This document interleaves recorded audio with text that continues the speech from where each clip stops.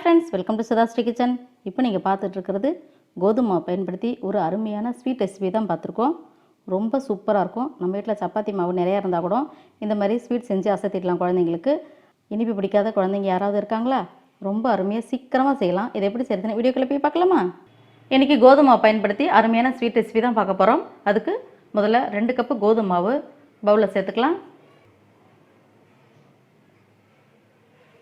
இது கூட ஒரு 3 ஸ்பூன் ஆயில் சேர்த்துக்கலாம். சாதாரணமாக குக்கிங் ஆயில் தான் நான் சேர்த்துட்ருக்கேன்.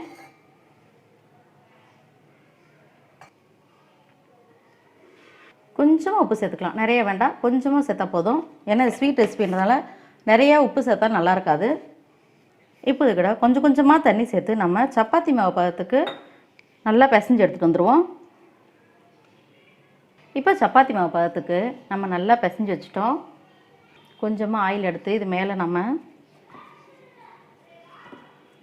இது காயாமல் இருக்கிறதுக்கு இப்படி லைட்டாக அப்ளை பண்ணிவிட்டு ஒரு தட்டு வச்சு மூடிட்டு இது கொஞ்சம் நேரம் ஊறணும். அப்போ தான் ரொம்ப நல்லாயிருக்கும். அதுக்குள்ளே நம்ம ஜீனி பாகு எப்படி தயார் செய்கிறதுன்னு பார்க்கலாம். இப்போ 2 கப் கோதுமை மாவு எடுத்து நம்ம சப்பாத்தி மாவு மாதிரி பிசைஞ்சு இதை வச்சுருக்கோம். அதுக்கு 1 கப்பு சர்க்கரை, 2 கப்பு தண்ணி. இப்போ இது நல்லா கரைய விட்டு நம்ம ஒரு கம்பி பதம் எடுக்க போகிறோம். ஜீனி நல்லா கரையிட்டோம். இப்போ செக் பண்ணி பார்க்கலாம்.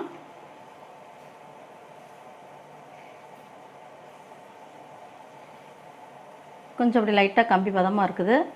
இப்போ கொஞ்சம் ஸ்லோ பண்ணிக்கலாம். ஸ்லோ பண்ணிவிட்டு ஏலக்காய் 2 தட்டி வச்சுருக்கேன், அதை போட்டுருவோம். கொஞ்சோண்டு குங்குமப்பூ அதையும் போட்டுக்கலாம். இப்போ ஸ்டவ் ஆஃப் பண்ணிக்கலாம். அடுத்தது அந்த கோதுமை மாவில் நம்ம லீஃப் மாதிரி எப்படி செஞ்சு அந்த ஸ்வீட் தயாரிக்கிறதுன்னு பார்க்கலாம். இப்போ வானிலையில் எண்ணெய் காஞ்சிட்டு இருக்குது. நம்ம அந்த கோதுமை மாவில் அந்த ஸ்வீட்டுக்கான டிசைன் செஞ்சுருவோம். இப்போ சப்பாத்தி மாவு மாதிரி தேய்ச்சி எடுத்துகிட்டு வர போகிறோம். இப்போ நம்ம தேய்ச்சி எடுத்துகிட்டு வந்தாச்சு. இதுக்கு ஷேப்பெல்லாம் முக்கியம் இல்லை. நம்ம இது வந்து ஸ்கொயராக கட் பண்ண போகிறோம்.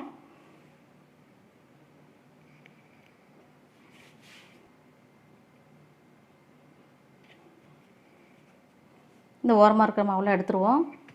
இப்போ ஸ்கொயர் ஷேப்பில் வந்திருக்கு. இப்போ மேலே ஒரு பக்கம் 1 இன்ச்சும் கீழ் பக்கம் 1 இன்ச்சு விட்டுட்டு நம்ம இதை கட் பண்ண போகிறோம். சின்ன சின்னதாக அப்படியே கட் பண்ணி கீழே எடுத்துகிட்டு வர போகிறோம்.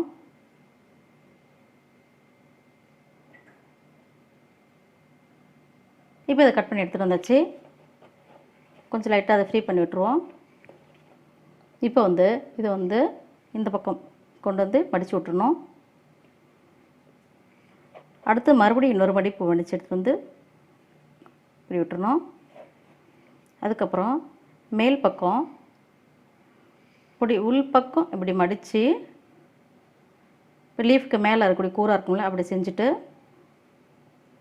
இப்போ இது பாதி அளவுக்கு பிரித்து இது உள்ளே எடுத்து இப்படி வெளியே கொண்டு வந்துடுவோம். இது மாவு ரொம்ப தண்ணியாக இருக்கக்கூடாது. ஓரளவுக்கு கொஞ்சம் கெட்டியாக இருந்தால் தான் நமக்கு இந்த ஷேப் வரும், இல்லைன்னா வராது. அப்போ தான் இப்படி பிரித்து தனித்தனியாக லேயராக தெரியும். அதுக்கு தான் ஆச்சுங்களா. அதுக்கு அடுத்தது இந்த பக்கம் பிரிஞ்சு வராமல் இருக்கிறதுக்கு இதையும் அப்படியே எடுத்து இந்த பக்கம் ஒட்டி விட்டுறோம்.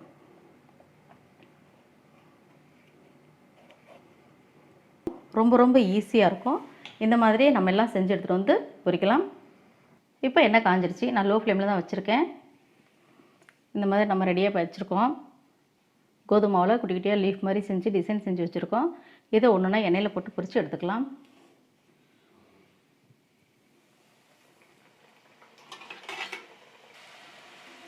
இது பொரியும் போதே அப்படியே லைட்டாக அந்த நமக்கு அப்படியே லேயராக பிரியிறது நல்லாவே தெரியும் பொரிக்கும் போதே.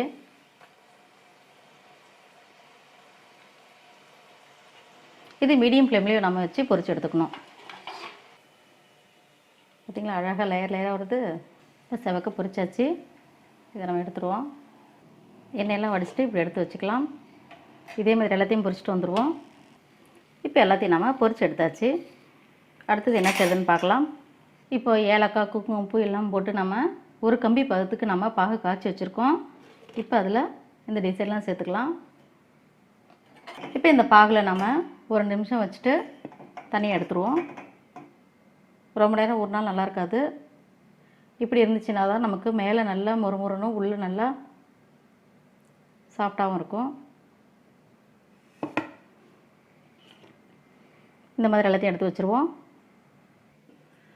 நம்மளோட அருமையான கோதுமை ஸ்வீட்டு ரெடி ஆகிடுச்சு. எவ்வளோ அழகாக இருக்குது பாருங்கள், பார்க்குறதுக்கு ரொம்ப சூப்பராக இருக்கும். சாப்பிட்றதுக்கும் ரொம்ப ரொம்ப நல்லாயிருக்கும். இது ஒரு டைம் நீங்கள் ட்ரை பண்ணி பாருங்கள். இந்த அருமையான கோதுமாவு ஸ்வீட் ரெசிபி உங்களுக்கு பிடிச்சிருந்துச்சுன்னா சுதாஸ்ரீ கிச்சனுக்கு சப்ஸ்கிரைப் பண்ணுங்கள், ஃப்ரெண்ட்ஸ் அண்ட் ரிலேட்டிவ்க்கு ஷேர் பண்ணுங்கள், லைக் பண்ணுங்கள், கமெண்ட் பண்ணுங்கள். ஆரோக்கியமானதை சமைப்போம், ஆனந்தமாக இருப்போம். தேங்க்யூ.